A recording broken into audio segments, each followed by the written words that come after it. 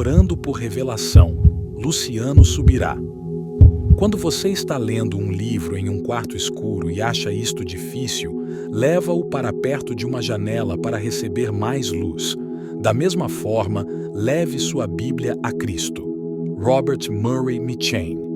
Desvenda os meus olhos para que eu veja as maravilhas da tua lei. Salmos 119, versículo 18. Quando desejamos profundamente algo da parte de Deus, levamos isto ao altar do Senhor através da oração. Esta é a maneira de recebermos qualquer coisa que Deus tem para nós. Como Tiago ensinou, nada tendes, porque não pedis. Tiago 4, versículo 2. O autor do Salmo 119 tinha um anelo pela compreensão da palavra de Deus, e ele levou tudo em oração ao Senhor. Ele clamou por revelação da palavra. Este é um passo básico e fundamental que devemos dar em direção ao conhecimento revelado, orar especificamente por isto. Seja qual for a área das nossas vidas, se quisermos a ação divina, devemos orar. Mesmo que outros princípios espirituais estejam em operação, devemos clamar ao Senhor, e Ele nos responderá do céu. Revelação por trás da oração. Há uma revelação de Deus quando oramos. O Senhor nos prometeu isto: clama a mim, e responder-te-ei, e anunciar-te-ei coisas grandes e ocultas que não saber. Jeremias 33, versículo 3. Deus não disse que Ele simplesmente daria uma resposta ao clamor e à oração, mas que, juntamente com a resposta, também viria a revelação, ou seja, o anúncio de coisas grandes e ocultas que não sabíamos. Em outras palavras, Deus, além de responder à oração, revela mistérios. Vemos um claro cumprimento desta palavra do Senhor no livro de Daniel. Quando Daniel achegou-se ao Senhor em oração pelo seu povo, a consequência foi que Deus lhe deu tremendas revelações sobre a sua nação. Se ansiamos pela manifestação do conhecimento por revelação, temos que orar por isto. O Novo Testamento registra orações que Paulo fazia, pedindo revelação ao Senhor.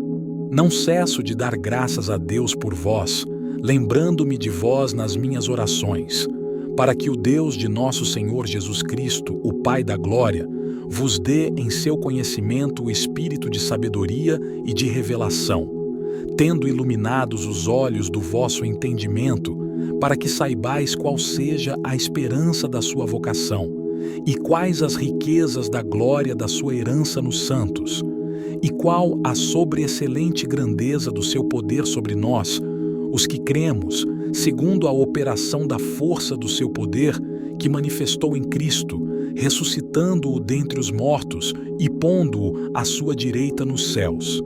Efésios 1, versículos 16 ao 20. E peço isto, que o vosso amor cresça mais e mais em ciência e em todo o conhecimento, para que aproveis as coisas excelentes, para que sejais sinceros e sem escândalo algum até ao dia de Cristo, cheios dos frutos de justiça que são por Jesus Cristo, para a glória e louvor de Deus. Filipenses 1, versículo 9 ao 11. Por esta razão, nós também, desde o dia em que o ouvimos, não cessamos de orar por vós e de pedir que sejais cheios do conhecimento da sua vontade, em toda a sabedoria e inteligência espiritual, para que possais andar dignamente diante do Senhor, agradando-lhe em tudo, frutificando em toda a boa obra e crescendo no conhecimento de Deus, corroborados em toda a fortaleza, segundo a força da sua glória, em toda a paciência e longanimidade com gozo. Colossenses 1, versículo 9 ao 11. Para que os seus corações sejam consolados e estejam unidos em amor e enriquecidos da plenitude da inteligência, para conhecimento do mistério de Deus e Pai, e de Cristo, em quem estão escondidos todos os tesouros da sabedoria e da ciência. Colossenses 2, versículo 2 e 3. Algo que frequentemente eu tenho feito e aconselhado outras pessoas a fazerem é transformar estas orações à primeira pessoa do singular onde quer que haja pronomes. Exemplo, ao invés de orar, que os vossos olhos sejam, você pode orar, que os meus olhos sejam. Entretanto, você não tem que fazer estas orações como se estivesse repetindo uma fórmula mágica. O ideal é que você expresse o anseio do seu coração pela revelação da palavra, usando estas orações ou não. Uma coisa, porém, é certa. Se Deus dirigiu a Paulo a orar assim, e até mesmo a registrar em suas cartas que ele realmente orava por isto, então isto significa que o Senhor queria dizer-nos que nós também devemos orar desta forma, e ele responderá. Intercessão. Enquanto o autor do Salmo 119 orava por si mesmo, Paulo, por sua vez, orava por terceiros.